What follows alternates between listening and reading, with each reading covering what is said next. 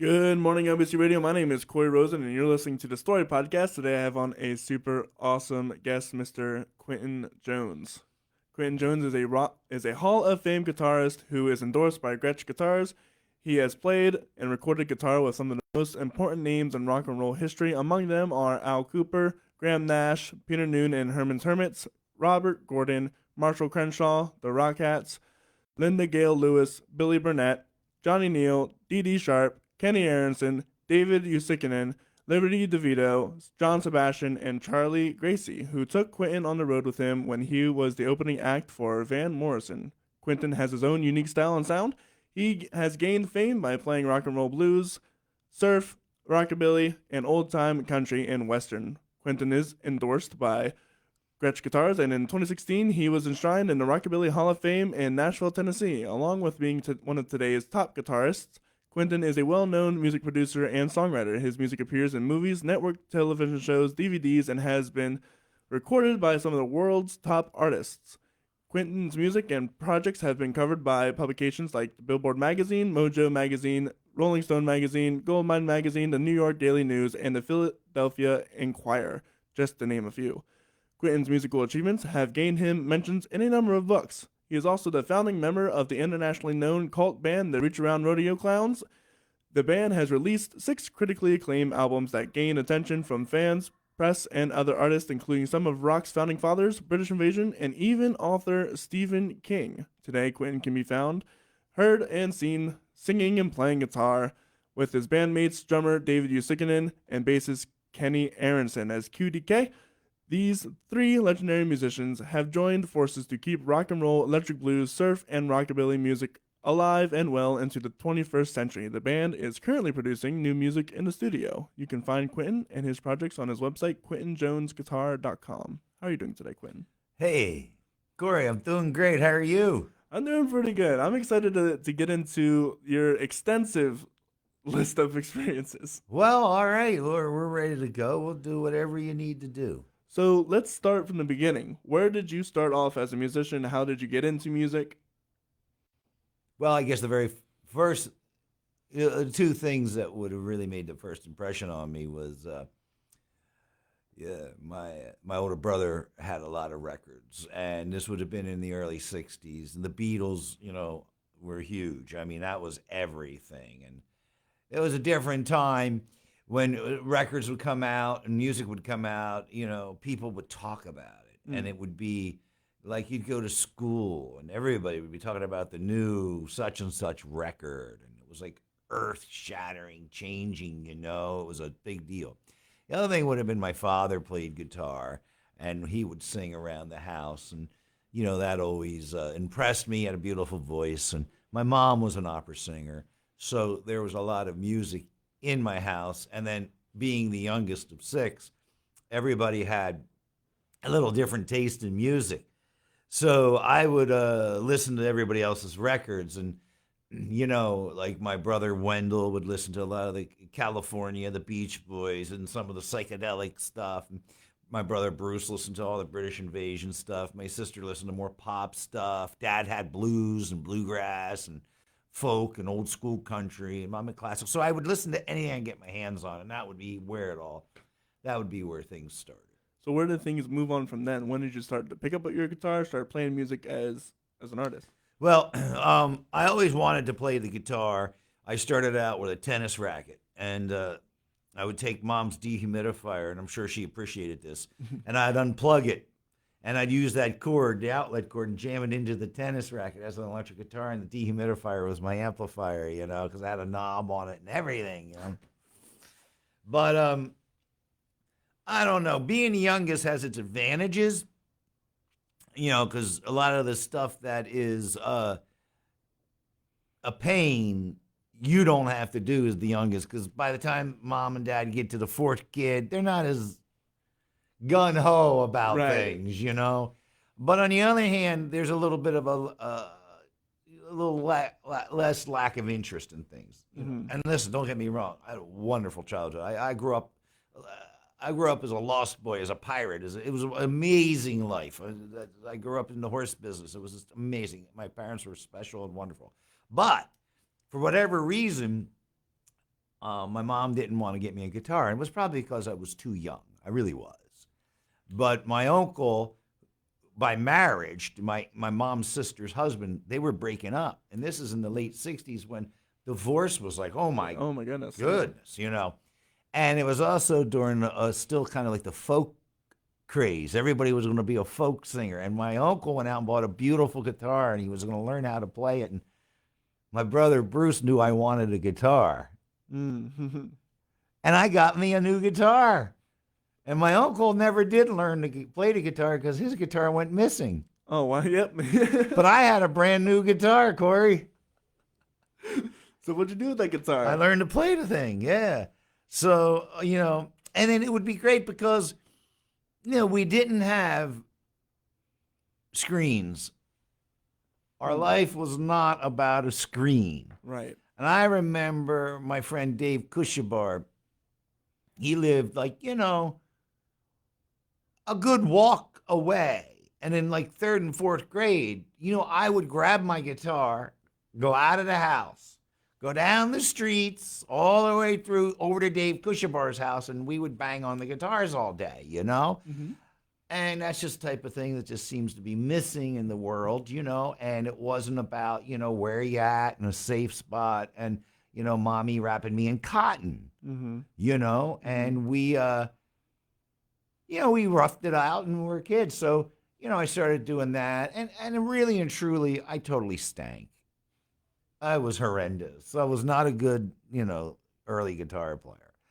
But I didn't give up, and we would grab a couple of kids. You'd sit around and want to start a band, and so this kid got a drum set, for Christmas. So he's the drummer. Right. Didn't matter whether they could play or not. This kid got a bass. He convinced his parents to get him a bass guitar. I had to get, and we would get together in somebody's, whose ever parents were the most would tolerate it the most. The nicest parents. We would get together and we would play in the garage, and just make noise.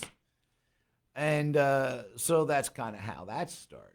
I mean, that's where I actually started with it. And I didn't really take it too seriously. I was in the horse business, which is a very dynamic business. And, I really liked that. So, but I started playing with some friends, in teenage years. And Corey, I have to tell you, I did some things at a young age. I lived some life. Mm-hmm. And, I would do things like at 15 and 16 that you weren't supposed to do until your 20s, and follow me. Right. Okay. Yep. And one of those things was I knew how to get into bars. I did. I all over. I could easily walk in and nobody would even question me. And I was about 16. I walked in, prior to this event, music and artists were like gods. They were unattainable. You weren't going to do it. I remember talking to my brother Bruce, saying I want to be in the music business, and he was like, "How are you going to do that? Mm-hmm. Because you're in Lancaster. Right. This is before. This is going back. There was discos here. This is in the 70s. It was disco. So, anyways." I remember going over to my friend's house. Now, I was a big Beatles fan and a big Jimi Hendrix fan, a big 60s fan, but I remember my friend playing me the first Sex Pistols album, and it was like lightning, And I went into a local bar called The Village. Mm-hmm. And there was a band there. This would have been about 1980, maybe 79. I was definitely underage. There was a band there named a Lancaster band called the Sharks. And they sounded awesome, and I was like, wait a minute, this is somebody, that's around here. And they sound like. And they're doing it. And then I found out those guys were playing full time. And I was like, what? I didn't realize, that you could make a living with music and not reach the highest levels of fame. It wasn't about that. Mm-hmm. And then another band I snuck in. I did a lot of things that you shouldn't do as a young man. Things I'm proud of. I'm very proud of them because I got to live life, I mean, if I walked out of here today, Corey, and a bus hit me, and this world owes me nothing. So with that said, I walked into this place, which was the predecessor to the Chameleon. A friend of mine, Blair King, his dad owned a restaurant called Tom Payne's, and they had a back room called Tom Payne's Back Room. It eventually was where they started the Chameleon. But this is before that, and he had a band called Rocket 88 in there. And I walked into this place, it was like a cartoon where they stuffed too many kitties in a building, and it's like coming out the edges. You know, it was like the whole place was like vibe. And I walked in, and there's this huge guy just pouring in sweat, you know, and he's standing on a table blowing the harmonica, you know, and the band's rocking, and the people are going ape. And I'm like, okay, so you can be from Lancaster and make your living from the music, and you don't have to look like, you know, $1 million. You don't have to look like you're in, you know, Bay City Rollers or what have you, you know, Kiss or something. You know, you can be just a guy or a gal playing the music, you know. So those were things that opened my eyes at a young age that made me start wanting to go down this road.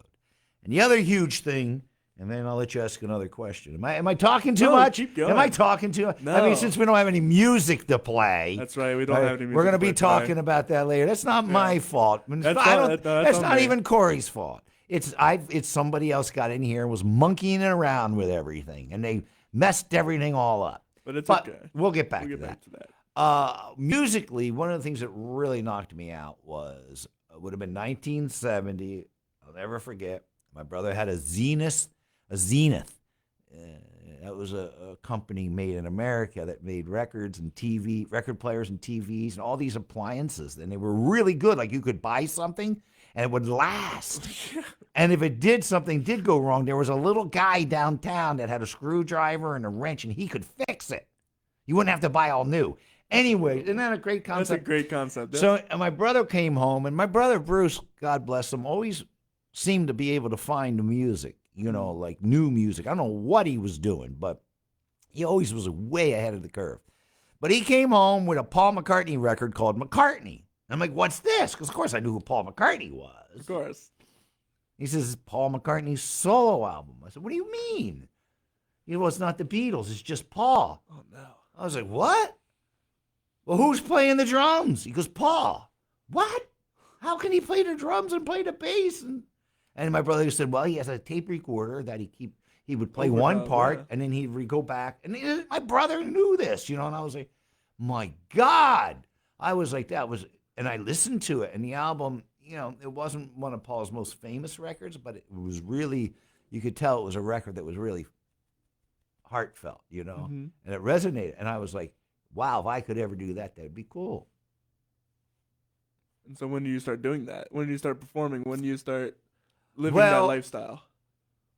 Everything was, again, my father was a horse trainer. Mm-hmm. His dad was a horse trainer. And those people dealt with very affluent people. It was called the Sport of Kings for a reason, because you had to have a lot of money to really do it. This is, again, nowadays people have horses purely, a lot of people have horses for pleasure. But back then, you would hire, if you were a wealthy person, you would hire a trainer. You know, maybe you would have your own stable full of horses or something. I'm talking about captains of industry, right? Right. And so as a little guy, it was a show. I went to the show. We would pack up the truck and go to the horse show. I'd be 11 years old, and you'd hear Mom coming down the hallway at school, click, click, click with her heels, and you, come on, let's go. We're going to the horse show. You pull me out. That'd be it, you know. And then I would go, and we would load up the trucks. We'd hire truck drivers with big tractor trailers would come in, and I'd be riding the back with the horses all the way to Kentucky. Really? Yeah, sitting in the back on a director's chair having a good old time, you know, living the life. And then when you got there, you weren't like a 12-year-old boy that was all hormonal and couldn't talk. And, right. Well, hi, honey. Wasn't any of that. You had to be, you know, hello there, Mr. Simmons. How are you? It's a good day to, boy, you're a horse lover. Right? You had to communicate with people, plus take care of the horses and all that. So there was never a time that I wasn't, quote unquote, doing that, But what I learned early on, that it is all any great entertainment, whether it be horses or music acting, painting, has to come from within. Mm-hmm. It's not, you can't just come up with like people see me wearing my Western garb and they don't understand I actually have a horse. I've worn this stuff my whole life. Right. I grew up around people, and we weren't in the Western business. We were in the saddlebred business, but even so, the whole. So anyways, long story short, always, when did I start? I never didn't. So when did you apply it to music? So I would just, first thing you would try to do is, have a party, and, have some friends come over, or you would, at rehearsal, people would show up. I remember in high school at Randy Paquin's house, which is right around the corner from where we're at. We used to go to Randy Paquin's house, and all the kids in school would come over in the basement, and we'd play like rock stars down there, and it was a great environment. But I did a talent show, that type of a thing, in school, and we'd play a dance or whatever. But it was really haphazard. I didn't really get serious to this because, what happened, since you asked, right, is in my early 20s, I met a girl. And she was a little older than me. She was in her later 20s. And she, I was working in the horse business, and I wasn't really taking music. I had, I didn't think there was any opportunity for me, really. So, and the horse business was really cool. But she started hammering on me. She wanted a house. So if we would get married, her parents would help her buy a house. So we were going to get married. But in order to do that, she wanted me to leave the family business. Now, I don't know if you notice or not, but sometimes people can get a hold of you and start, playing with your head a little bit. Yeah. So I decided to get out of the horse business like an idiot, And as soon as I did, and the parents bought her a house, and we were supposed to buy the house from them, she went ape, and that was the end of everything because she got the house, And I was, I got into a business that I was doing really well in, and I thought, well, I'm going to be, Mr., And I broke up with the girl, and I decided to go in to become a stockbroker. Because I thought that'd be fun and excitement, and I was completely wrong. It was the most boring thing ever. And I was just sitting there one day, and I thought, no, I'm not doing this. This is not me. And I got up, grabbed my lunch, my briefcase, walked out, got in my car. I said, I'm going to be in the music business. I don't care what I have to do. I don't care if I have to work in Harmony Huts selling CDs and records. I'm not another day. Mm-hmm. And I walked out. And that was the end of me trying to live the straight, 9 to 5. 9 to 5, regular person work job. Because I wasn't that guy to begin. I never grew up that way. I didn't grow up. We didn't go on vacation. Our whole life was a vacation. Now, we worked really, really, really hard. But in the summertime, everybody would be at the beach or just, I'd be in Lexington, Kentucky or Roanoke, Virginia with the horses. Right. Smoking cigarettes, drinking whiskey, chasing women, learning how to shave, being 14. All that good, wholesome stuff. So what I did is I grabbed a guitar and I grabbed a friend. And this guy that was a singer, and I said, let's just go start playing corner bars. Let's see how many we can do. And we got to the point, this would have been in the mid-90s, we got to the point where we were doing 25 gigs a month. We were just playing like mad, because at that time you could do a Tuesday, Wednesday, Thursday, Friday. Like a residency. Yeah, well, you would go to, every place had a little guy in the corner playing the guitar, So that's where that led to. And, the other thing is, once I found out about the Paul McCartney thing, there was no tape recorder in our house that was safe. I would impound any tape recorder I could find and try to build a studio. Again, I remember, there's creativity where you don't have. When you have to find a way to do things, you don't just hit a drop-down menu. Right, of course. You become creative. I remember setting up all these curtains in the basement, and I had a drum set, I had no clue. There were no books. There was no internet. There was no recording school. Mm-hmm. So I just get a microphone. I'll never forget. There was this man, I would have been about 15 or 16, and there was this guy in Lancaster. His name was Ernie, and he had his little studio and had a TV repair shop. Now, folks, for you that don't know, they had these things called a TV repair shop, because when you bought a TV, you kept it for years, okay? Right. And the guy would come, and he'd fix your TV. Now, then you would pay that person, right? And then that person would go home and be able to pay a mortgage and send his kids to school and things like that and buy food. This was at a time when a guy that worked at Acme grocery store could have a house and 2 cars. That's gone. Those days are gone. They're- So long story short, I got it in my head that my mom's reel-to-reel tape recorder, and don't ask me why I did this. I was completely stupid. And for those of you that are listening, you can laugh. I don't mind. At 16, for some reason, something happened with the tape recorder. I thought it needed to be oiled. Thank you. So I took my mom's Singer sewing machine oil and randomly started to put oil around until smoke poured out of it.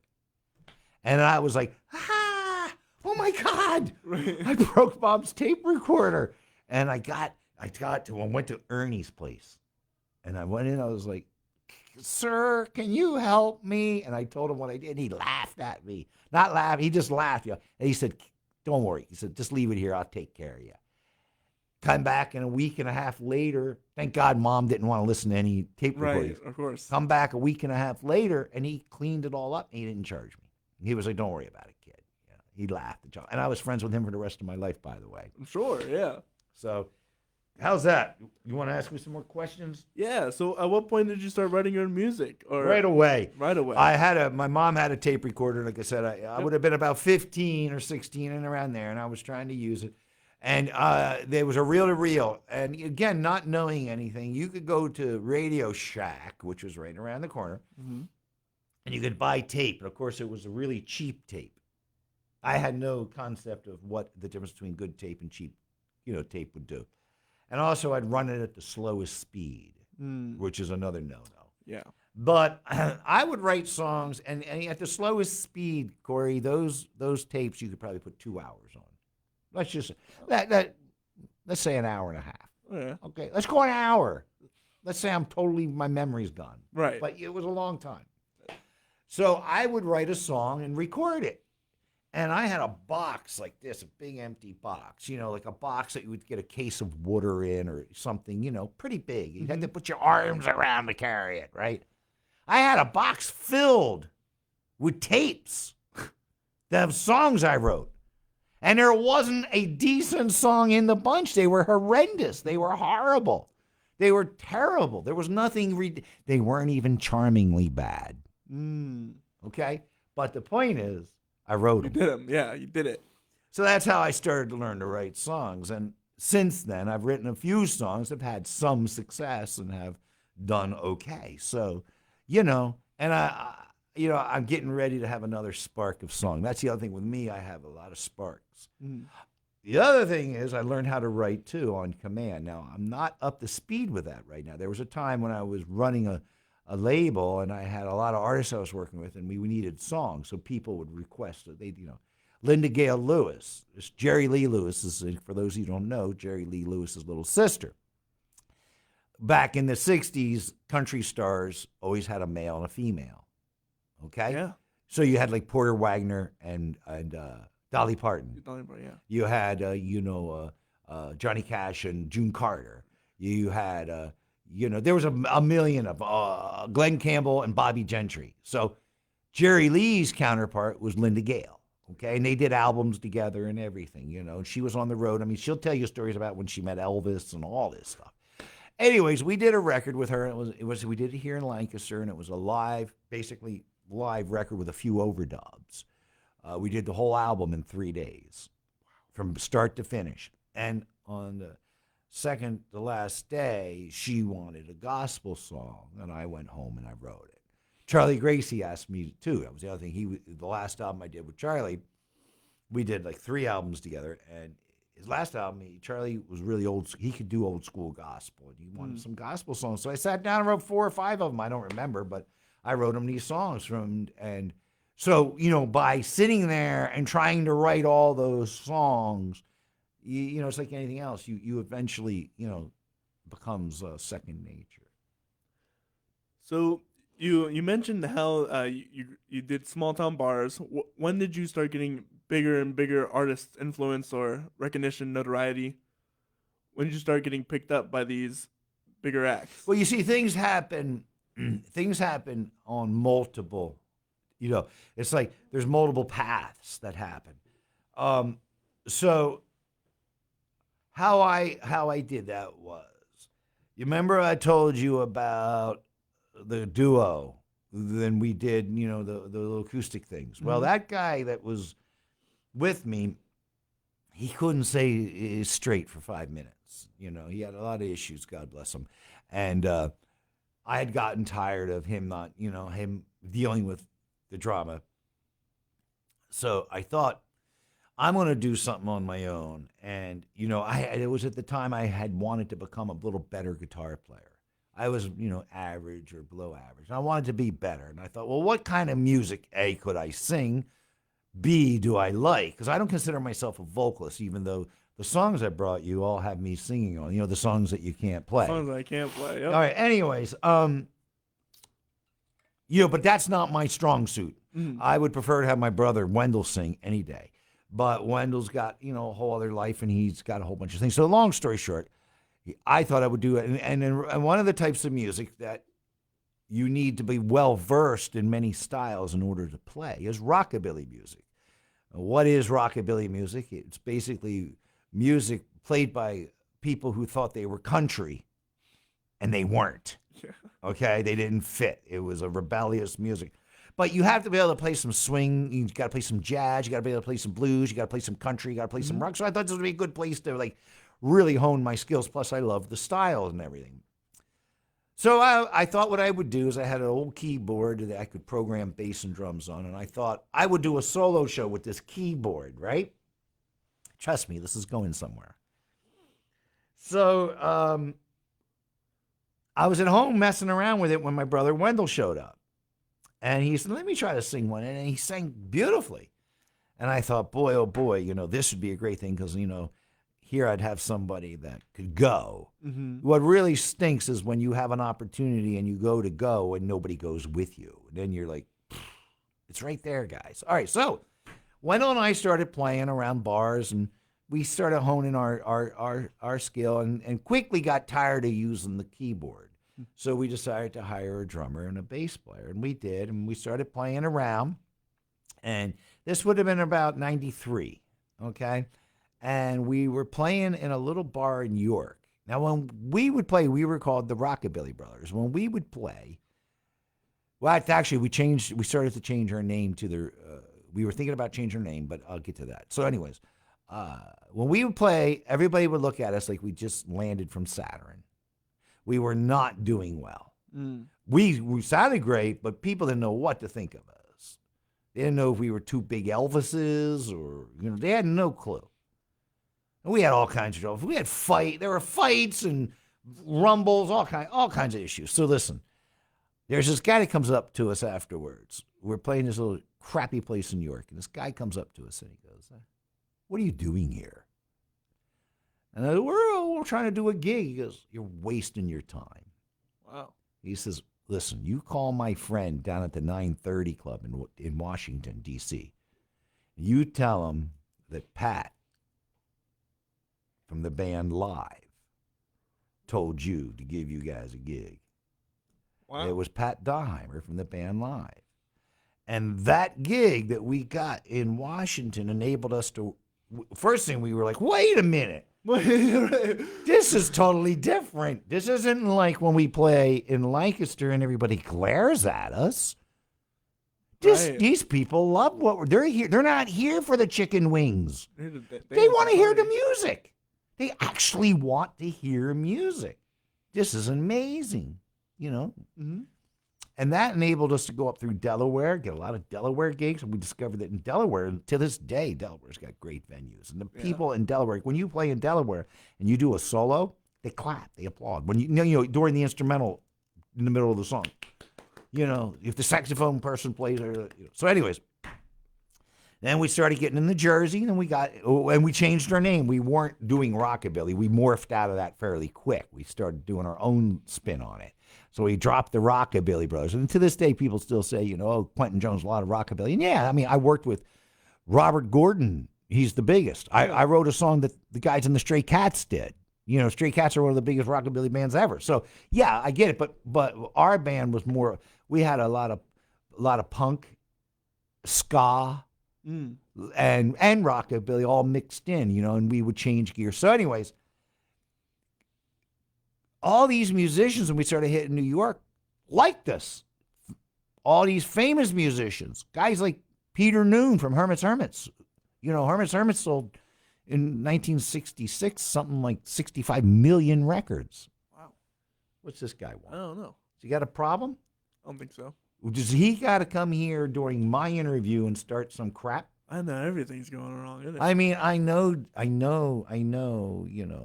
but anyways, let's go on back. Yeah. Where were we? Peter Noone. So these things started happening, and people would start showing up at gigs and whatnot. The other thing that happens, I met a producer named Richard Gotterer. Now, Richard Gotterer, for those of you that don't know, was the partner in Sire Records with Seymour Stein, who I also met. Gotterer was responsible for Blondie, the Go-Go's. I mean, he wrote tons of songs. And, I mean, Sire Records discovered Madonna, the Ramones, the Talking Heads. So you get where I'm going. Yeah. And Richard and I what had happened is the bass player in the Rodeo Clowns and I started a little label and a little studio. We had this rockabilly singer that we were going to produce, and Richard Gotterer produced Robert Gordon. So I thought, wouldn't it be cool if we had Richard Gotterer produce this guy, right? Get a name on the record. So I called Richard and I was talking to him. He's like, yeah, I'll do it. And hang up the phone. And I thought, wait a minute. He knows Robert Gordon. And we're doing like a roots rockabilly label. And Robert Gordon is the king. I mean, he is the thing. Why don't I ask him if he's, with Gordon? So I picked up the phone and I said, what about Robert Gordon? He goes, yeah, Robert's around and everything. So, folks, unfortunately, we dropped the guy we were going to sign and signed Robert Gordon. And through that, I started meeting more and more people. And that's how it just starts, starts snowballing. I did Robert Gordon, then I did Tommy Conwell's record. Tommy Conwell says to me, did you ever hear of Charlie Gracie? I met Charlie Gracie. Charlie Gracie's, hey, Graham Nash from Crosby, Stills and Nash wants to sing on the record. This is just how you start doing it. And here's the thing. If you get, the people say, well, you can open some doors. Yeah, but you better be able to perform when you get in the room because they'll bounce you right out of the room. Right. And that's the key. It's not opening the door that matters. It's what you do when you get in the room that matters. Absolutely. And it continues to be that way for sure. I'm curious, what were some of the challenges that you had with, you started your own record label. What were some of the challenges did you ever have? Obviously, there's competition. Lack of funding. It always seems to be the problem. Here's the thing. I remember in the 90s, everybody kept saying, MP3s are coming out and you're not going to need record companies anymore. Because, see, the record companies were holding everybody back. It's like, the evil record companies. Now, don't get me wrong. Record companies are evil. And what they're doing to music today is absolutely shameful.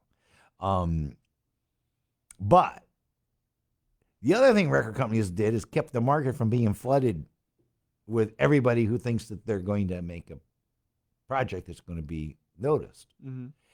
You still need people to promote the record, the recording. You still need publicity. You still need all that stuff. Like, you still need to be able to come to a talk show and have your music play. Oh, wait. Anyways, but you get my point, right? Yeah, right. Everybody thinks that they're going to, there was a guy named Christopher Cross who was huge.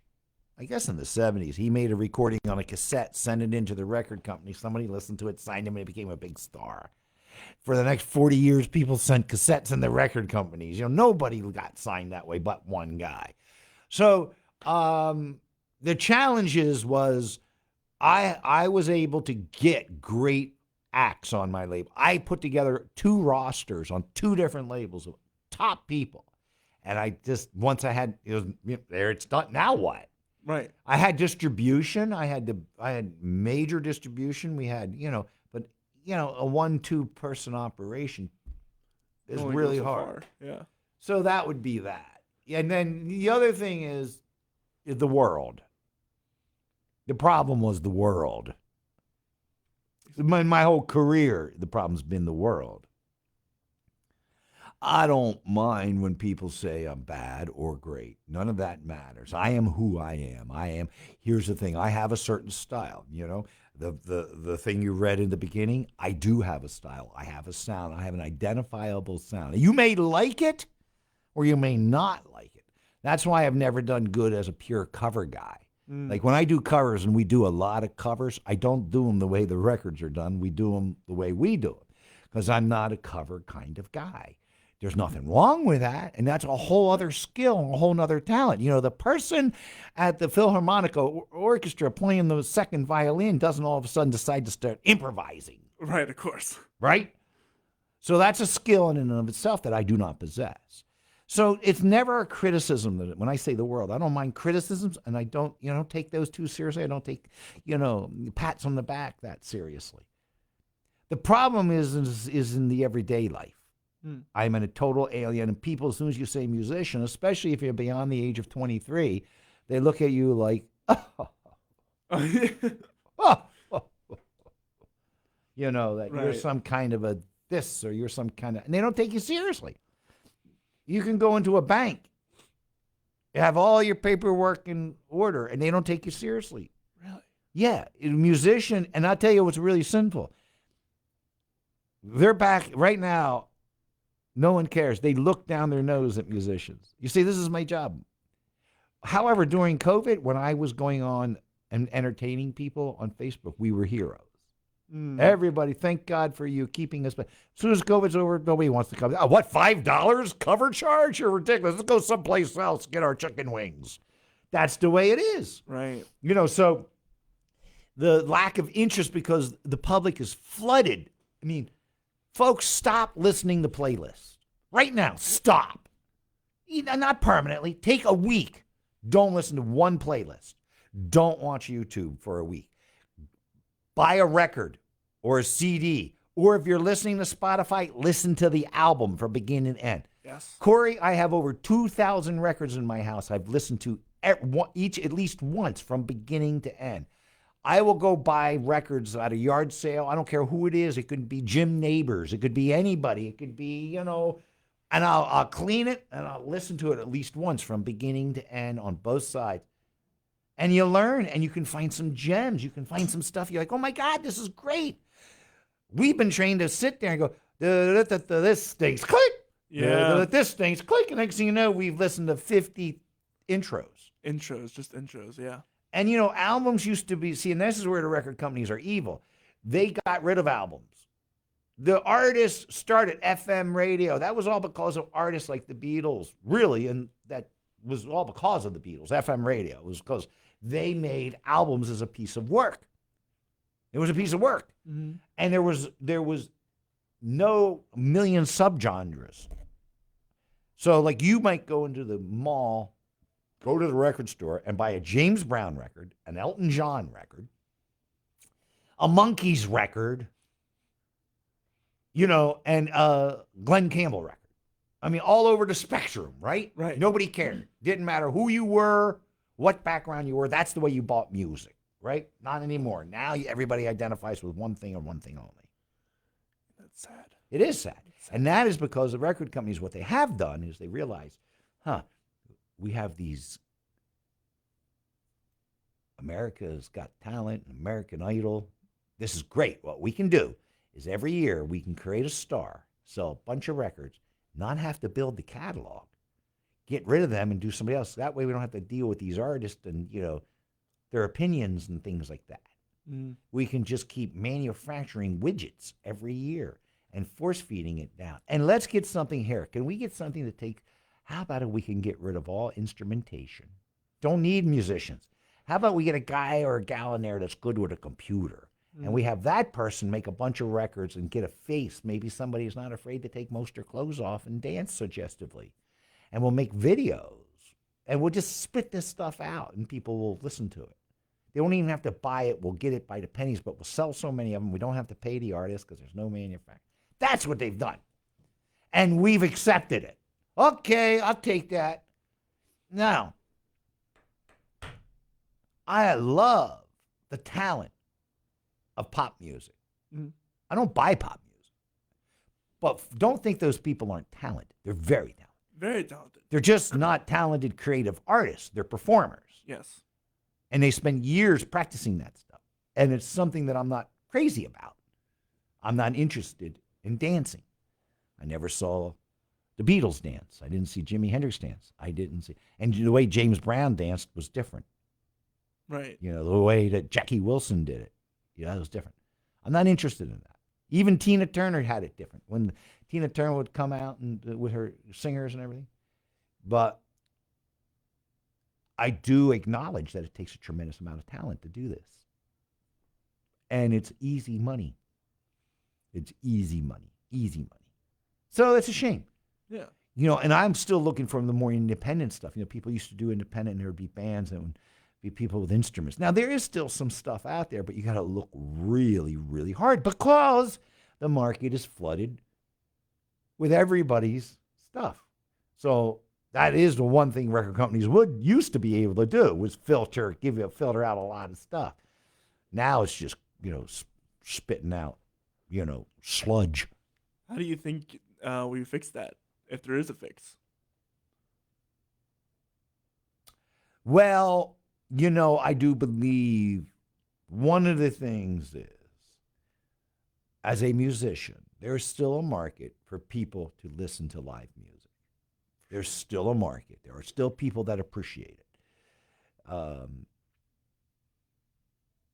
What you're going to need is somebody out of left field. You need another Beatles. You know, the Beatles were turned down by every record company in England, some twice. They finally signed to a comedy label, and the record Parlophone was a comedy / classical record label. It was the last ditch, and then when they got signed there, nobody wanted them in the United States. So, what happened? They were so forceful that they couldn't be denied. Same thing with like the punk movement. They didn't want the punk movement, you know, but it got so big with bands, you know, that were, you know, if you look, my theory is everything is, you know, organic, and the labels get it, and it becomes homogenized. New wave was punk homogenized, you know. Disco was soul. Yeah, corporatized. Right. Original disco was phenomenal music. I mean, I'm talking about stuff like Sly and the Family Stone, and I mean, even stuff into the 70s. Some of it was. Then by the time it got to the mid 70s, it was so formula, and they almost did what they're doing now. They had producers that were doing the same thing and just going out and hiring singers, and you know. So they turn it trash, and that's why you got to have somebody like you got to have another grunge movement. You got to have. See, this is the thing about rap that is disappointing to me was rap was a movement, and it's no longer. It's just corporate crap. Mm. You know what I mean? There's no real street to it. Right. Yeah. There's no real. It's just an image. You know. And again, the people that are doing it, I'm not saying they're not talented, but it's easily homogenized. So I don't know. You're going to need something.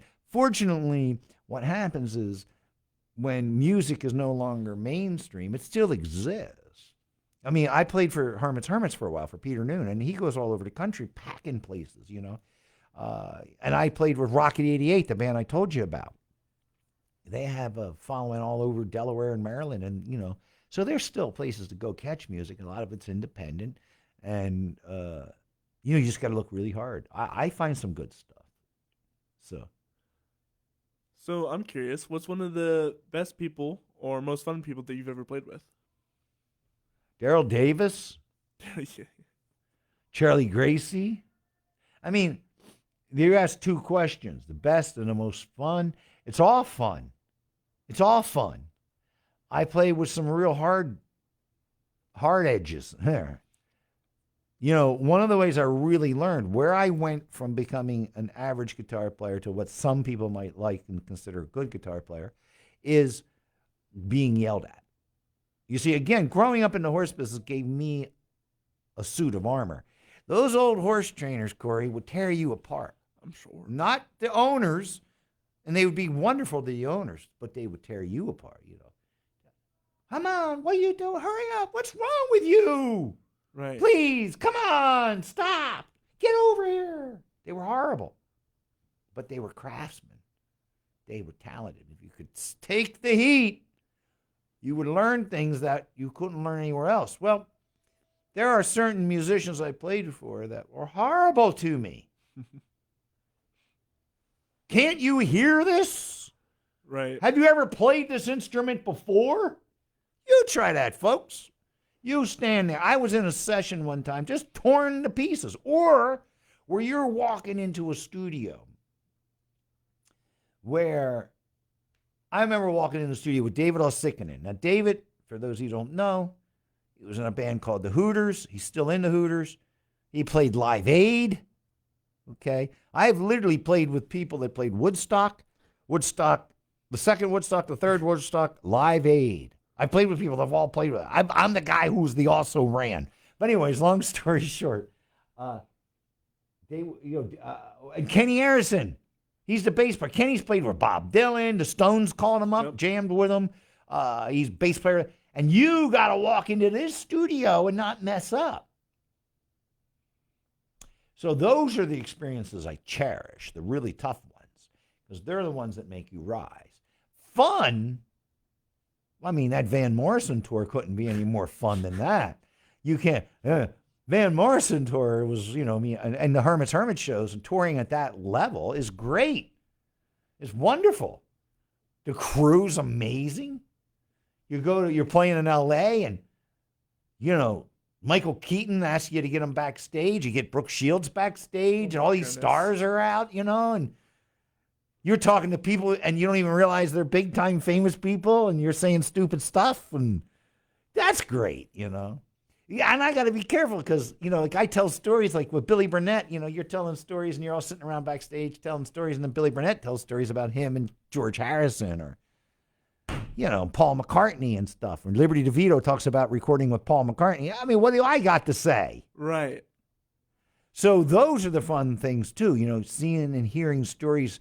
Hearing about how Brian Jones, who, for those of you who don't know, was the founding member and the guy that started the Rolling Stones, what Brian Jones was like, and hearing things like how Elvis was like, and hearing stories about Jerry Lee Lewis. Those are the things, As far as playing goes, one of my favorite memories would be my brother getting up and singing with Robert Gordon. It was a memory that doesn't even involve me. Seeing my brother on stage singing with Robert Gordon was just amazing, And those types of things are little moments that you have that make everything worth it, make all the hell not, worth it, So what are you doing today? You want to know what my day consists of? No, like as in music, as in today. I was going to say, I got to do my laundry. No. Oh, from here I'm going to go take care of my horse. Okay. Let's see. Where to start. First things first. This Saturday. Yes, there you go. I'm playing with QDK. QDK. You could call it cutie, like cutie pie, QDK, or QDK. Why are we called QDK? Because I hate naming bands. What are you going to name yourself? It always sounds contrived. That's why the Reach Around Rodeo Clowns, why we chose the Reach Around Rodeo Clowns, because it was a name that my brother came up with out of a joke, and we just fell down laughing. And we realized, we wanted something. It's a good name, too. And there's no preconceived notion. Yeah, right.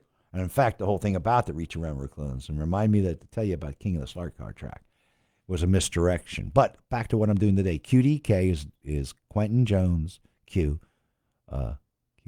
David Uosikkinen, K, Kenny Aaronson. And we're playing at the Dirty Old Tavern on the edge of town.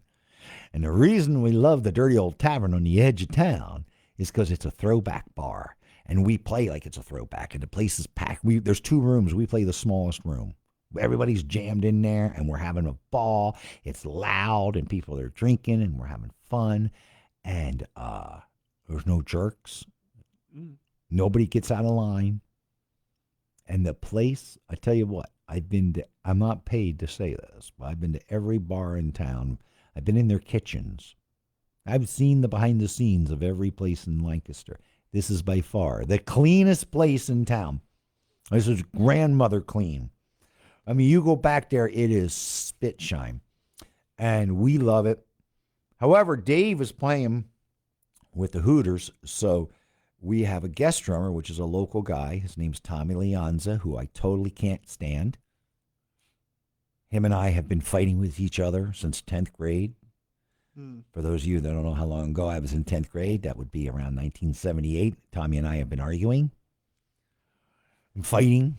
But we've known each other all these years, and Tommy can really, he can do the job because filling David Uosikkinen shoes is a big set of shoes to fill. Yes, when we played Roots and Blues, we had Liberty Devitto, Billy Joel's drummer, sitting in with us. So we always like to have good people playing with us. And Tommy might do some work with us later down the road. I'm working on a show with Annabella Lynn from Bow Wow Wow, I Want Candy, and we might need 2 drummers for that. So anyways, and I always need guys to fill in because the good thing about working with great musicians is they're great musicians. The bad thing is they're great musicians. And they're always busy. They're always busy, that's right.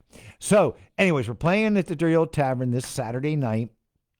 We're recording songs in the meantime, and we're working on other shows, and we're going to be doing some shows with Daryl Davis again. Daryl's amazing to play with. Daryl came out and saw us play with Linda Gale in Washington, and then he requested to have us be his backing band, and then you were at the show. Yeah. You saw how the show went. It was incredible. It was one of the funnest shows I've ever been to. There you go. So we decided to do more of those. Yeah. Yeah. Daryl Davis is amazing, isn't he? Absolutely amazing. What a showman. When he did that whole skit with the I'm tired and throws the towel on the piano, I was like, what in the world? And he starts playing with the towel on the piano. He comes up, bear hugs you, plays what was Johnny Be Good? Johnny Be Good. He came behind me, and I'm playing the solo. He walks up behind me, puts his arms around me, and starts playing the guitar. Right. It's what a fantastic and doing a heck of a job with it. It did incredible. I was like, what in the world? How do you even have that? He couldn't see the guitar neck at all. It's just a feeling. Well, if you looked really close, he grabbed it 1 fret high. Yeah. And I just reached up, took my hand, and I nudged his hand down. Really? Yeah, because I knew he did. And I knew there was no way he could see it, so I just went, that's called being aware. You're right. That's like, in the sports game when the guy, when the broken play, you still need everybody, you need somebody to help you. So I just reached up and did it, and it was great, man. Yeah. Daryl's amazing. See, I'm very fortunate because of Daryl Davis and Linda Gail Lewis and Robert Gordon. These are real people. These are the people that These are the people that the artists that you do buy wish they could be. But you don't buy these people's records because we're not wearing thongs. Right. It's incredible how corporate you have to be in order to be out there. That was the big problem with the Reach Around Rodeo Clowns. Everybody loved the Reach Around Rodeo Clowns that was in the business as a performer. Everybody that was in the business didn't get it. I sat at Universal Records. There was a time when the Reach Around Rodeo Clowns had this project called Dark Days, Dark Nights. It was a 20-song album. And it had an accompanying comic book, which was illustrated by Jim Smith, the co-inventor and the artist for Ren and Stimpy, the cartoons show, the Ren and Stimpy show. He did the artwork for it, the Ren and Stimpy guy. And it was a horror story. And I was sitting in Universal Records explaining it to them. They go, we don't get it because, we don't get the whole horror thing. I'm like, wait a second. Hold on. Time out. Have you been watching TV? Number 2, have you ever heard of the Universal monsters? Dracula, Wolfman, Frankenstein, and the Mummy? Universal? I'm in here. You have a job because of the Universal Marshal. During that time when they made those monster movies, Universal wasn't making money except for on those movies. And you don't know what I'm talking about, and that's the problem. Because we didn't have our boobies out and everything, So, but people like Stephen King, he tweets about the band. Now you figured out, how can Stephen King tweet about the band? How can all these people? I was talking to Jimmy Vivino. He's the band leader of the Conan O'Brien show. Mm-hmm. And we were talking about Rockabilly. And I said, what bands do you listen to? I had just met the guy. I never met him. And he said, well, you wouldn't really know. And he was pulling that musician thing where, I'm cool, so cool, you don't know who I'm listening to, right? You're not cool enough to know my bands, right? Yeah, he goes, I listen to this little kind of unknown band. They're called the Reach Around Rodeo Clowns. I said, dude, I'm the guitar player for the Reach Around Rodeo Clowns. So my point is, the Reach Around Rodeo Clowns has this huge cult following, but mainstream that didn't get it. We were, we look at me. Do I fit the profile? And if you put me and my brother together, we suck all the air out of the room, But they couldn't see how that was marketable, which is fine. I don't care. I have no regrets. It's fine. We played, Reach Around Rodeo Clowns played every major club on both coasts, and we did it all ourselves. Talk about being a do-it-yourself. Yeah. We played CBGB's on a Saturday night, and then we played the Da Hut in California. I played the Viper Room, right there on Sunset. The drummer from the Stray Cats had us play his club. But I can't get a job at Highland Pizza in Lancaster to play on a solo. That I can't do. I can't get them to even look at my press kit. But Stephen King knows who I am. Now, you figure that out. That's because of the business side, which is fine. Because listen, don't get me wrong. I've hit a few home runs. I've had my stuff in movies and network shows. I'm not crying the blues here. But you asked me a question. No, absolutely. And it's a problem that needs to be talked about because people don't know about it. There's a lot of great entertainment out there that you're not getting. Yeah. That's the point. And that, but that's the way it's always kind of been. Kind of always been, yeah. But you had other things. Like there was a time when Stax Records, even though Stax Records wasn't a mainstream label, they had Otis Redding and they had, they had Booker T and EMGs. Even Motown was not a mainstream label. Right. Motown was not a major label. It was an indie label. And there was a lot of Stiff Records. There was a lot of Trax Records. There were a lot of indie labels that made records that you could go to these places. They were called stores.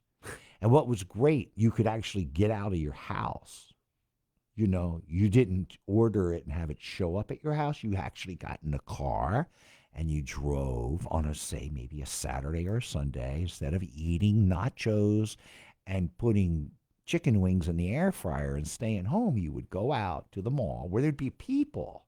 And you had to actually look at all the right. CDs. Or you could go downtown to the record store or wherever, and there were people, and you would sit there and you'd page through it, and you have a whole afternoon of fun.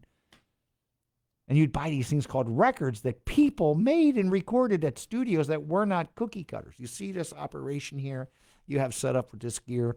We go to any college, any radio station, anywhere, you got identical. Yep. Identical, right? You go into a studio today, there's a computer with a drop-down screen, and every effect is identical, right? Identical. Back in the day, studios had to build their own reverb unit. So this particular studio had this sound and that. So if you wanted that sound, you went there. If you want this sound, and it had a color and a sound. I could tell as a kid, I could tell where the record was recorded by listening to it. As a kid. You go today, if I have a few students, very little. Most of them are older people in their 40s, 50s. I don't really like to have kids because I say to a kid, the first thing I'll ask a kid is, why do you want to play the guitar? grunt at me. If I was a kid and you said, why do you want to play the guitar? I'd have given you 5 hours. My cousins had guitars. They were gods. They were much older than me. They let me hold the guitar. I was, oh, my God.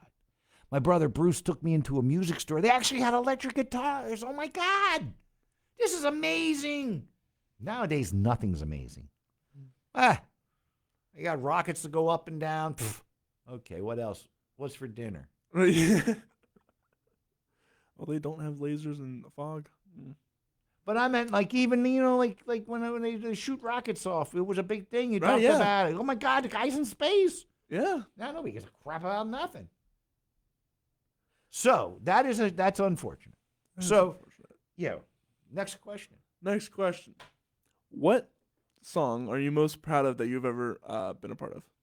Oh, well, jeez. I was just listening the other day. Dee Dee Sharp, who did the Mashed Potato, and she was a big soul singer, came down and she sang with Charlie. When I played with Charlie, in his band, he used to always end the night with Just a Closer Walk with Thee, right? Mm. And I produced this song with her and him. And I love that song. On the same time, on the other end of the spectrum, I sat down during the making of our Reach Around Rotocon's second record, and I wrote a song called The Girl from Hell. And I wrote it in 5 minutes, and it's made me a fortune because what I consider a fortune, probably not what you consider a fortune. I consider a fortune enough money not to have to listen to somebody tell me what time to come into the office and punch the clock. To me, that's a fortune. Yeah. Understood? I'm not saying I don't have bills, right? Right, of course. But I have managed to get to my age, and not have to answer to people. So to me, that's freedom. That's what I'm all about. So with that said, that song gave me a lot of freedom, and because it got on a network television show and stuff like that. So that's such a question that so hard. The one song I gave you to play was a cover of an Elton John song. The very first Elton John record that I was familiar with was an album called Tumbleweed Connection, which had been about 1972. It was before he was a superstar. Yeah, it's great record, great record. Oh, it's beyond great. Well, of course, it's Elton John. Wake up! What's wrong with you, Corey? That's my bad. What is Benny and the Jets? No, yeah. Candle in the Wind, right? That's all your ones, right? All the normal, right? All the normal ones. He had a whole bunch of other stuff that was, not taking anything away from those things, but Tumbleweed Connection was this great record. So during COVID lockdown, I wanted to do some recording, and I recorded a version of that song, and I sent it to my friends in Nashville. Dave Rowe played bass on it. Dave Rowe plays for everybody. What do you mean, everybody? Well, he was Johnny Cash's bass player. How much further should I go? Of course. Would you like me to go further? Go further. Dwight Yoakam, Loretta Lynn, Brian Setzer, John Cougar Mellencamp. How many? Should I keep going? Jerry Reed. And his son is the hottest, most busiest drummer in Nashville. All that pop country goo that's out, all that gooey pop country stuff, which isn't country at all, he's playing drums on them. And those guys played the drums and the bass on it on this Elton John cover, and I love the way it came out. And I was, so excited for everybody to hear it. And it's a sin. And you guys can't get your stuff together here. You get this all these screens here, and you can't tell a damn thing. Anyways, so I'm teasing. I know, yeah. So there's a lot, having Stephen King tweet about a song you wrote. That's incredible. And the song, which I had given you to play, the King of the Slot Car Track. And this is a perfect example of Reach Around Rodeo Clowns, why they were, successful on a artistic level.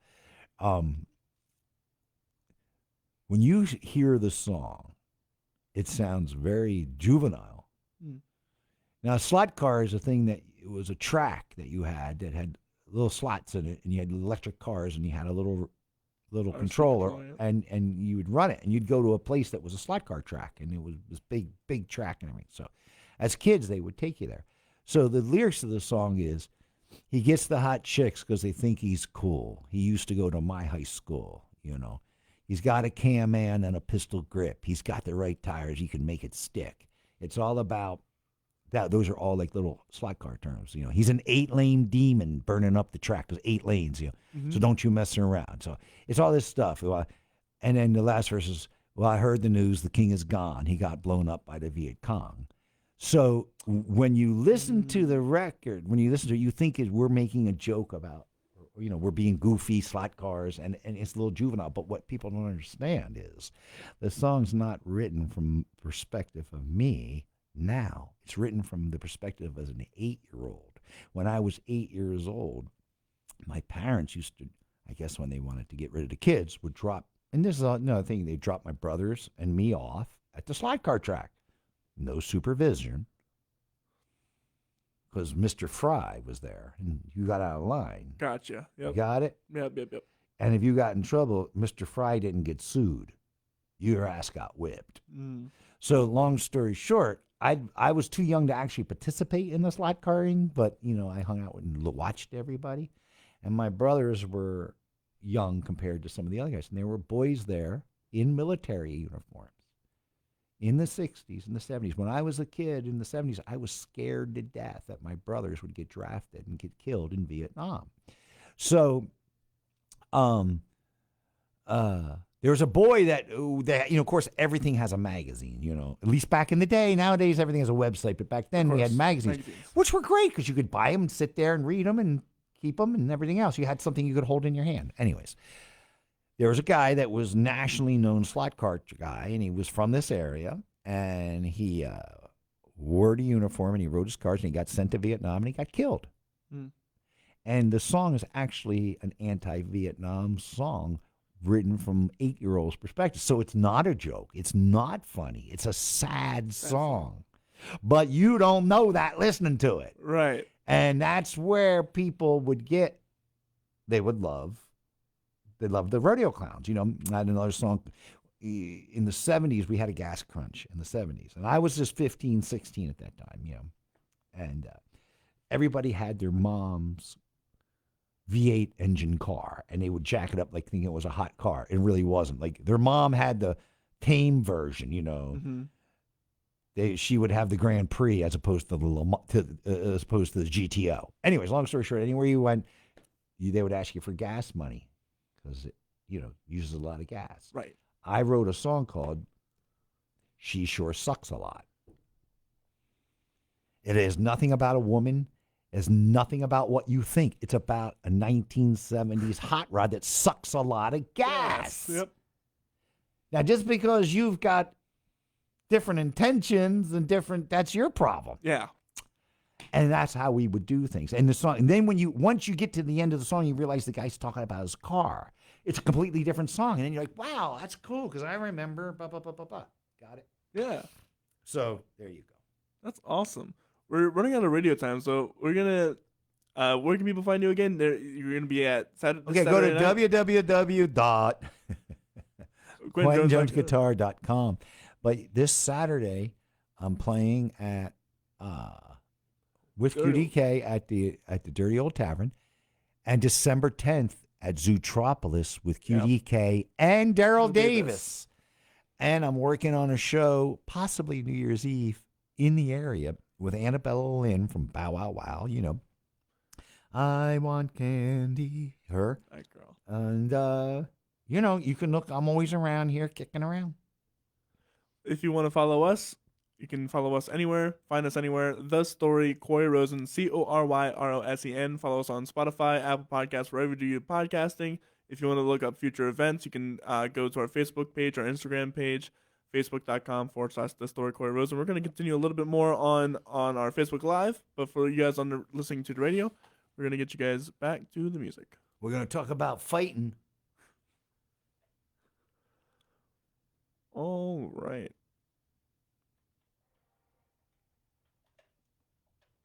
So, fighting. Yeah.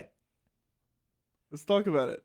Reach around rodeo clowns there was always some kind of commotion going on at some of the gigs. There was reach around rodeo clowns is kind of like the Twilight Zone in the sense that it's entertaining always. Mm. A lot of times exciting, and once in a while horrifying. That's the Reach Around RodeoCon experience. We have seen audience members start fights. We've seen venue guys start fights, and we've started a few. One time I had an opening band. We had to beat up the opening band before we went on. Why? And I don't condone violence. But Not why? at all. Why? Yeah. Because it was in New York City.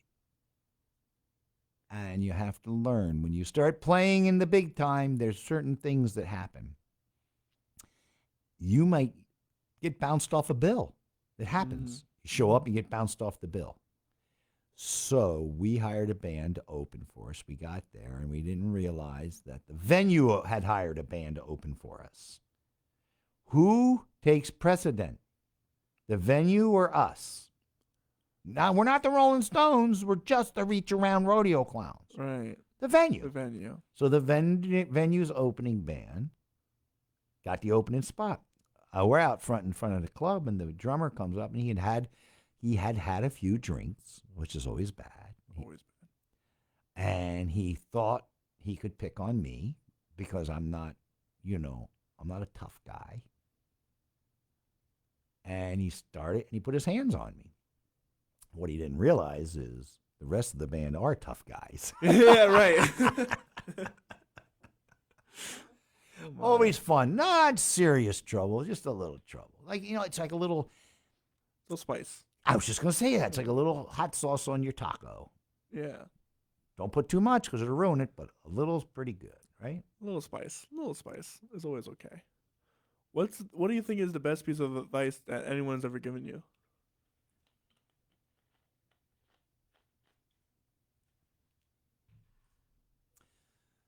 Peter Noone says you belong here as much as anybody. Mm. He meant the stage. The other big piece of advice is something I gave myself.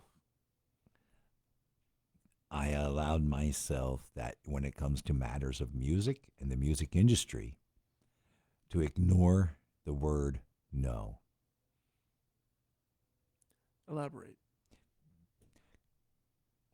Give an example. Do you want to book my band? No. Then what do you do? Keep at it. When I was 16, I took a friend of mine who played the drums, another guy who played guitar, and me, and we did a band. Notice there was no bass player, right? Mm-hmm.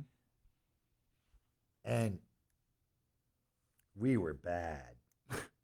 We were really bad. We were bad. And I called up all these places in Lancaster. I had no idea what I was doing. And some poor fella had a little corner bar, and I convinced this guy to let my band come in there and play for $50.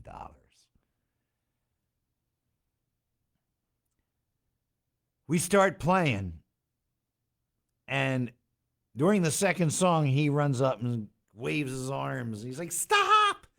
Stop! You're disturbing my patrons. Please stop." We stopped. Packed up our stuff, loaded it up.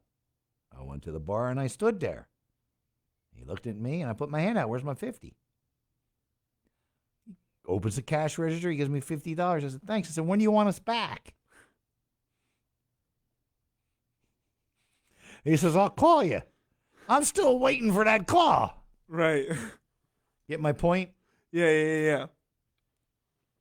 That's a good attitude to have. Okay, when do you want us back? So, and the other thing is,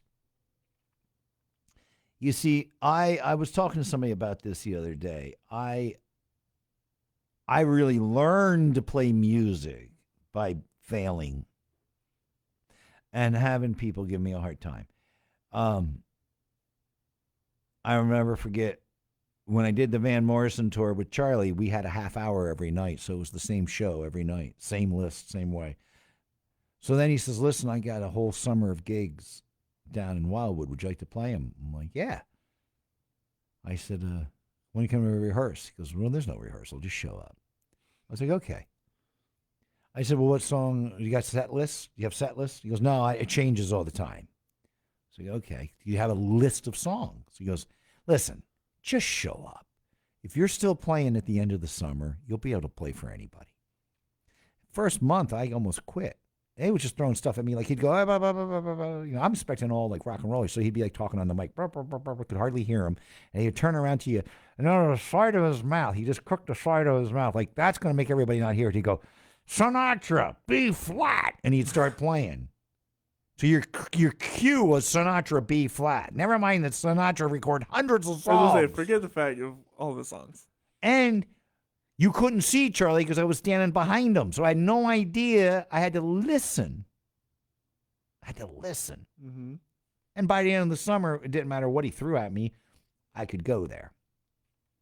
So what I'm getting at is people had formed some opinions of me in my 20s. Like, oh, he's not that good. And they were right. They also had formed opinions of themselves that they were gods. And they were wrong. And they, since they were gods, didn't have to work. They just were naturally gifted and beautiful. As for me, I'm not naturally gifted or beautiful, so I work. You know what I did yesterday? What? I got up at 10 o'clock in the morning. I got up at 8 in the morning, which is way too early. This is too early. I got up, I went and did a gig, a corporate gig, for 1 hour. Then I went and taught one lesson. Then I went and took care of my horse. Then I went home, taught 2 more lessons. Then I went to rehearsal and rehearsed from 7 till 10:30. Then I went home. I ate some soup, went upstairs, grabbed my guitar, and practiced for 2 hours. Mm-hmm. No, that's what it takes. There's, people say, how much do you practice, actually? And I say, I don't practice. I never practice. I always play. That's a good way to look at it, actually. Yeah. Yeah. What's some advice that you can give younger musicians? Don't listen to no. Practice. Practice. Same thing. There we go. Don't give up. Never give up. Never give in. Never submit. This is for everything in life. Don't be a sheep. This is your life. This is the Corey movie. Everybody in your movie, Corey, is a co-star. Some are just walk-on guests. They're only going to be on one episode and will never be in the rest of the episodes. Don't quit. Don't give up. Follow your dreams. Follow what you want to do. Do what you want. And don't look down your nose at anybody. Make your movie a blockbuster.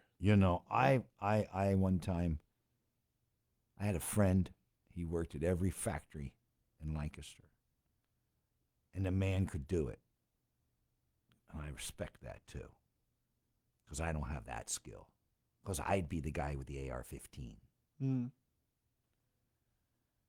Now watch, the FBI will come and get me. But you know what I'm saying. You know what I'm saying. I couldn't do that. Right. And I respect that. So don't get an attitude. But when it comes time to walk on the stage, you better have an attitude. You better be there. But when you walk off of that stage, when you cross that threshold, I learned from Van Morrison. See, while everybody else ran around and acted like an idiot, what I would do is we would have a sound check.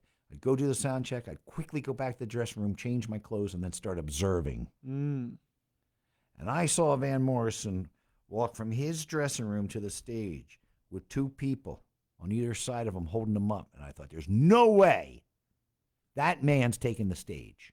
You're going to have to cancel this show. He's inebriated. And the minute his foot crossed that threshold, he was a star. He was Van Morrison. He was amazing. You couldn't take your eyes or ears off of him. The minute he walked back across that threshold, he was a small, drunk Irish guy. Now, I learned that. It's almost like being Batman, where there's the outfit and then there's not the outfit. That's why, you have to know when to put on the cape. Yes. And you have to know when to take off the cape. Because if you don't know when to take off the cape, you're gonna get beat. Yes. You're going to have somebody come and take your gig. What is one thing you know now? What's that? What is one thing that you know now that you wish you had known when you first started? That's a great question. What I just told you. There you go. Had I known now about the practicing and really working at it, and not just because I thought I was just going to do it as a songwriter. See, I envisioned myself writing songs more than okay. Remember I told you about records when they would come out were an event. Yes, right. Quentin, what are you doing after school? I got this new record. You got to check this band out. I go all the way down to my friend's house, Mark Barley. I lived right over here. Is that the camera? That's the camera. Right over there I lived, right over there. So anyways, I'd walk down to my friend Mark Barley's house, and he would pull out this record. I never Van Halen was the first Van Halen album. He's like, listen to this, Quentin. Flap that on there. I'd be, oh, my God. There's no way I'm ever going to be that. So I'll just write songs. That's what I thought. I'll just be a songwriter. Because who's going to play like that? I didn't realize just because you can do that doesn't mean that you're all that. Right. Or just because you can do, there's no one thing. I mean, let me ask you a question. Sure. If you ask 100 people on the street, I don't know why I said 90, because I'm probably 90%. 100 people on the street, 90 of them, if you asked them who the greatest guitar player was, they would say things like Eddie Van Halen, Eric Clapton, Jimi Hendrix, right? Mm-hmm. But who do you think inspired more guitar players than anybody? George Harrison. Yeah. If it wasn't for George Harrison, a lot of these guys wouldn't be playing. Right? So Right. This I did not understand as a young man. I thought, oh my God, that's it. Game over. And then I spent the next 20 years beating myself up. Not realizing what really matters isn't if you can play like this guy or that guy. What really matters, can you play like you? Mm. One of the highest compliments I ever got was by a local musician who's a jazz snob. And I'm on a record with Charlie Gracie that features all these different guitar players, including me. He could pick out my tone and my playing. He's like, I could spot you everywhere. Now, again, you might think that sucks, like what I do. You might not like what I do. You might only like tapping and pulling off like Eddie Van Halen, or you might only like jazz, or you might not like what I do. But what I do is me. So that's the other thing. Develop yourself, your own style. And you have to, just because you're doing your own style, you still have to use things that people recognize. It's like, you can tell us. I always say the difference between improvising and reading the music is like the difference between me telling you a story and me reading you a story. So me telling you the story, I can use whatever words I want, correct? Mm-hmm. But I still got to use words you understand. Correct. How's that? That's a great answer. Good. I getting money for that? You get Pascal and collect $200. There you go. Last question. Unless you want to talk about anything else. I'll let you up here to, hey, listen, man. I'm here. It's up to you. I'll do what you want. What is one of the funniest or worst things that ever happened to you on a gig? Okay. Let me think about that for a minute.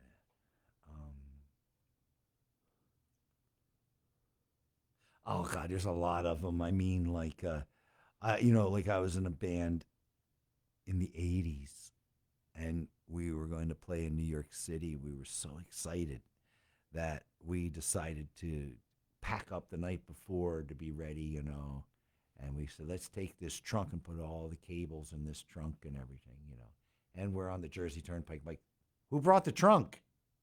Nobody brought any trunks, and this was, so we show up without half our gear, and, just some dumb things like that. I know I'm missing something. I remember, just all kinds. I said to Wendell one night we're playing, I'm like, Wendell, do you see that guy in the audience? Looked just like Lemmy. It turned out it was Lemmy. There's a million stories like that, Joan Osborne, I was at the CNJ Music Festival, and there was this girl there with a nose ring and curly hair and bib overalls, and I walked by her, and I almost said, who are you, Joan Osborne? It was Joan Osborne. I was on the Van Morrison tour. Here you go. This is both horrifying, funny, and ridiculous. He had two guitar players in this band. He had one guy that was probably in his mid-30s. He wore a little suit. He had his hair, it was all permed up, and he had little horn-rimmed glasses. And he played a Gibson ES335 guitar all the way up under his chin. And he had a little music stand. He was the MD, Right. musical director. Well, first of all, whenever anybody introduces me to the music director, I know that guy's an idiot. Yeah, dude is an idiot right there. He's going to give you a hard time. Anyway, so they put, I didn't pay any attention to me. Then they had this other guy, this scruffy old guy, and I got it in my head that he was just some guy that was a tech that filled in on a second guitar part, because bands will do that. Their tech will be like, they need a third guitar player or something, right? Yeah. So I'm walking around one day, and now, a little background. Charlie Gracie, when Charlie turned 80, Paul McCartney did a video of him singing Happy Birthday and sent it to Charlie. Okay, do I need to go anymore how important in rock and roll Charlie is? In Charlie's book, Paul writes the foreword for Charlie's book. Yeah, so that's how important he is. I happen to be in the book, which I thought was really cool.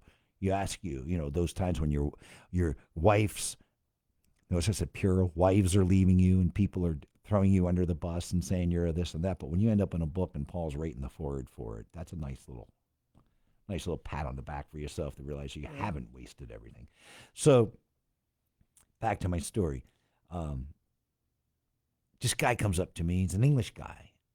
He's this old guitar player. And he's like really quiet, really shy. He's like, what's it like playing with Charlie Gracie?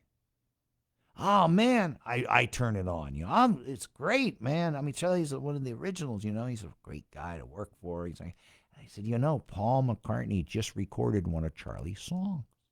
And I'm in Charlie's band. I said, that's so cool because it's kind of like Paul McCartney's covering a band you're in,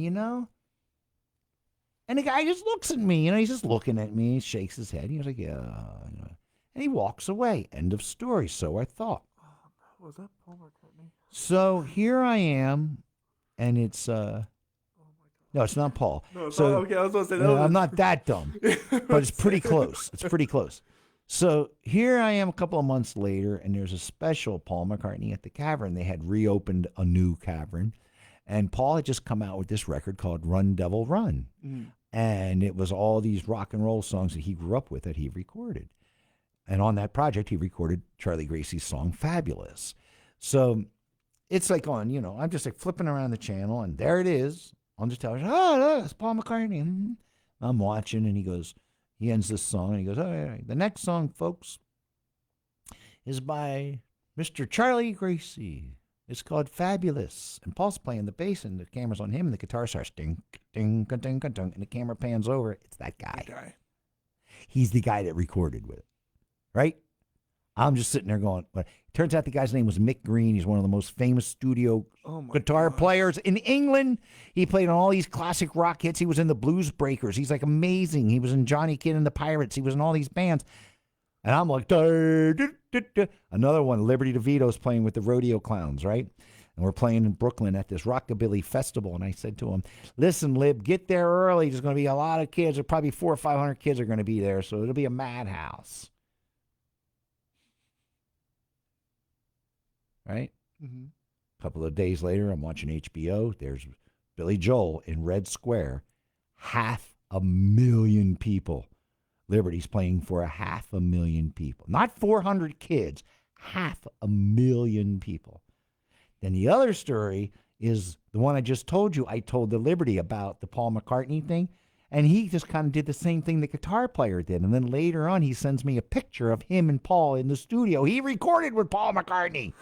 And I'm telling him this story about how so I stopped telling these stories except for when I'm on a podcast. But would these fit the bill of the questions? Yeah, those are good gig questions, those right? Are good ones. Not recognizing.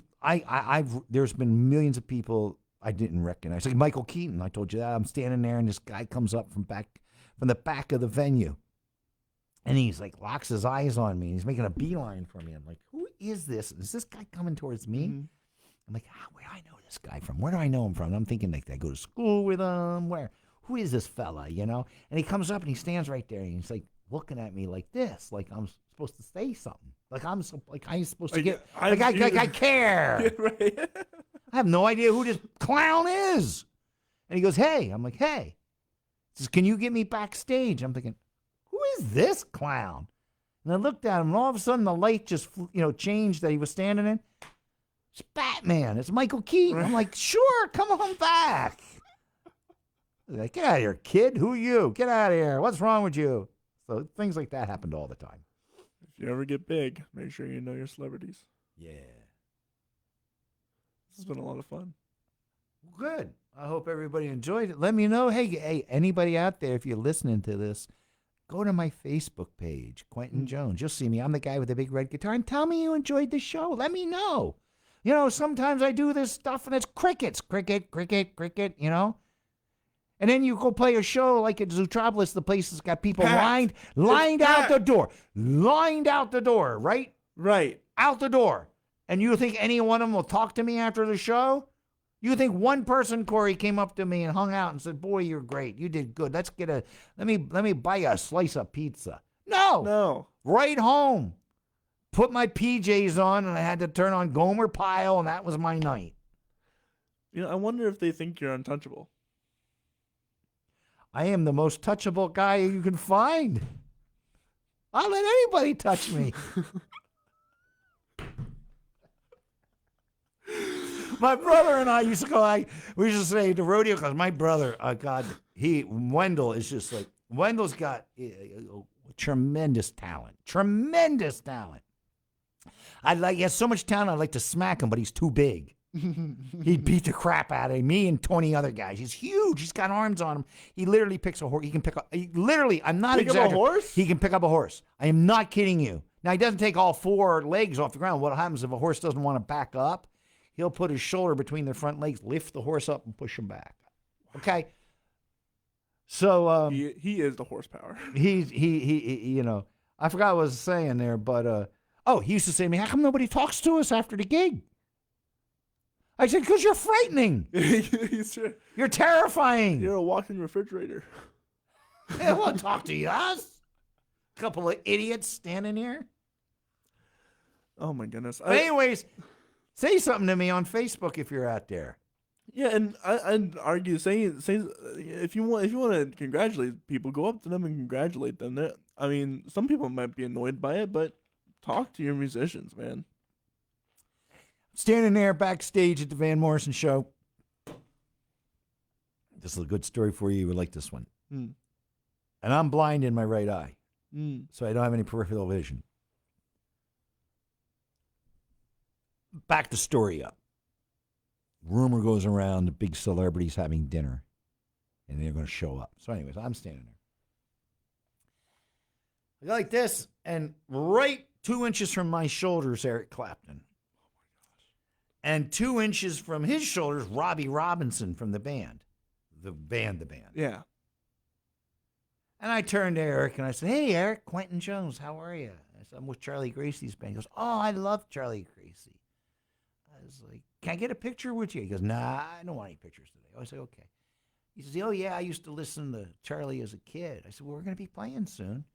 He said, that's great. I said, would you like to meet him? He goes, I'd love to meet Charlie. I'm like, hey, go get Charlie. Charlie came on. I'm like, hey, Charlie.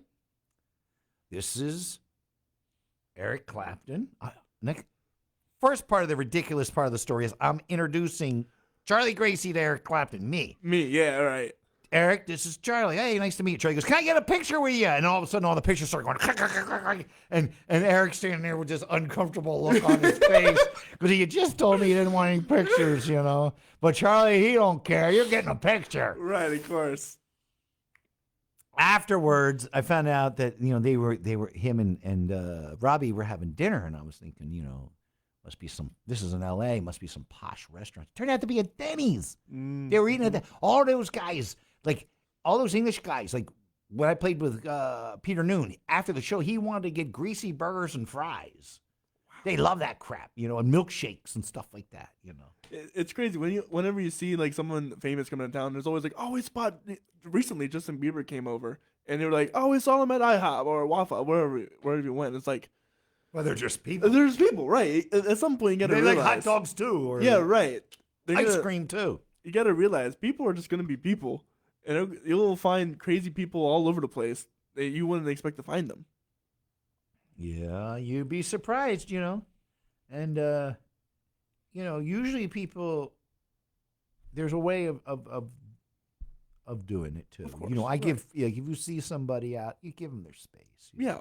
But hey, I can't help it. Clapton came to my show, right. It's like, so I say what the hell I want, Mhm. But if I would see somebody on the street, I wouldn't necessarily.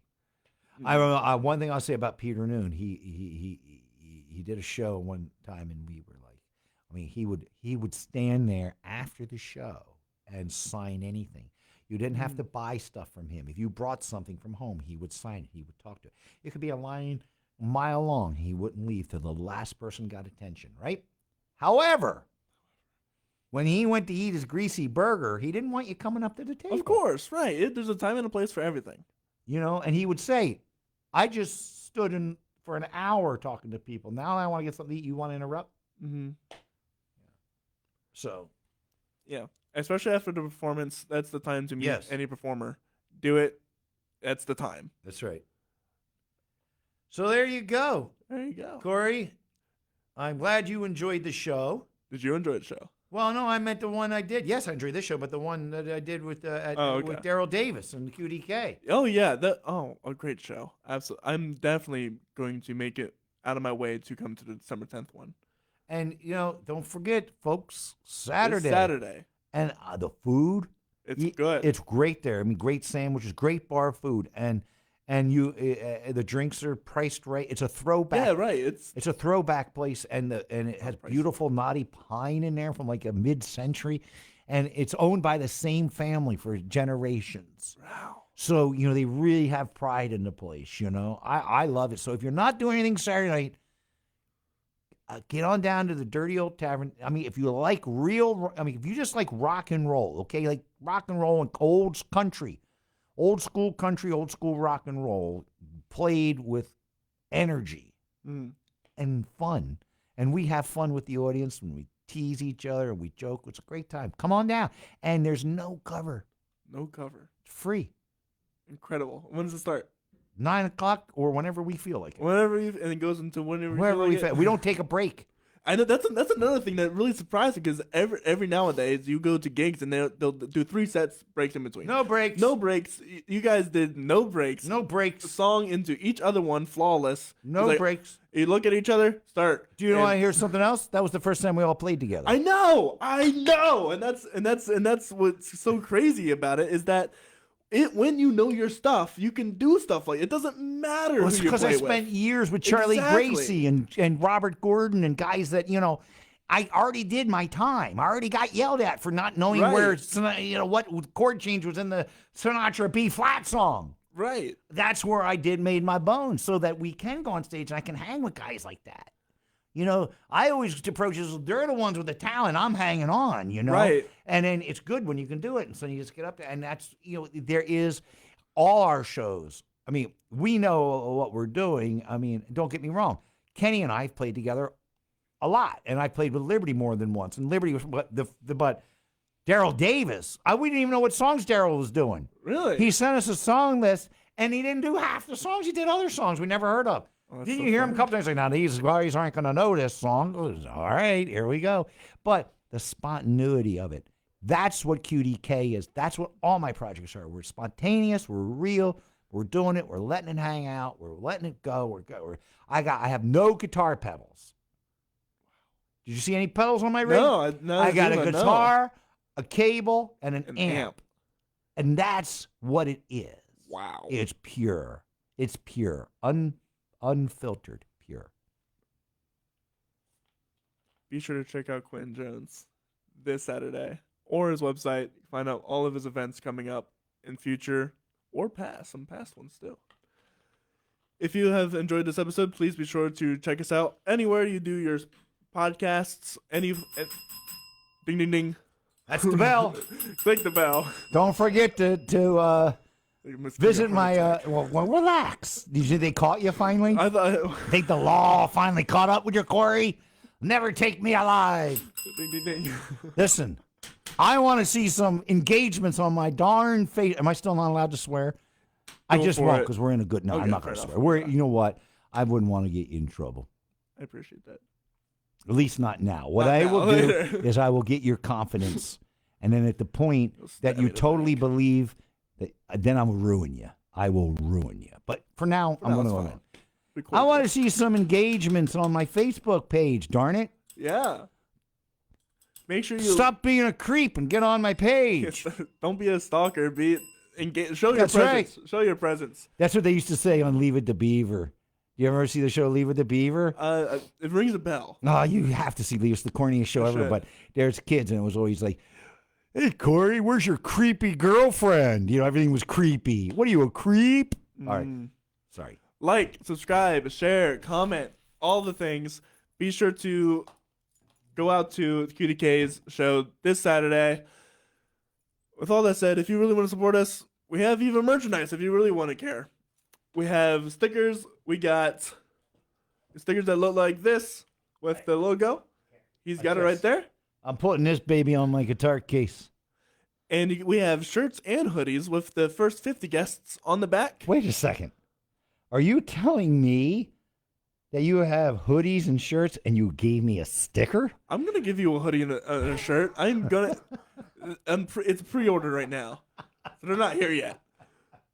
But we got them, and we're going to get them. trust you. I'll get you one. But, well, here's the thing. You're not part of the first 50 guests either. Sorry. So you'll be part of the second That'd be second fine. shirt. That'd be fine. With all that said, I hope you guys have a wonderful rest of your day. If you want to check us out, we have guests coming on tomorrow. Vince DiStefano. He's an awesome photographer around here. And Friday we have Octavia's interview coming out. And Saturday we have Alexia Christian coming on the show. And I hope you guys stay tuned for those things. With all that said, I hope you guys have a wonderful rest of your day. See you guys later. Bye. Take care, folks.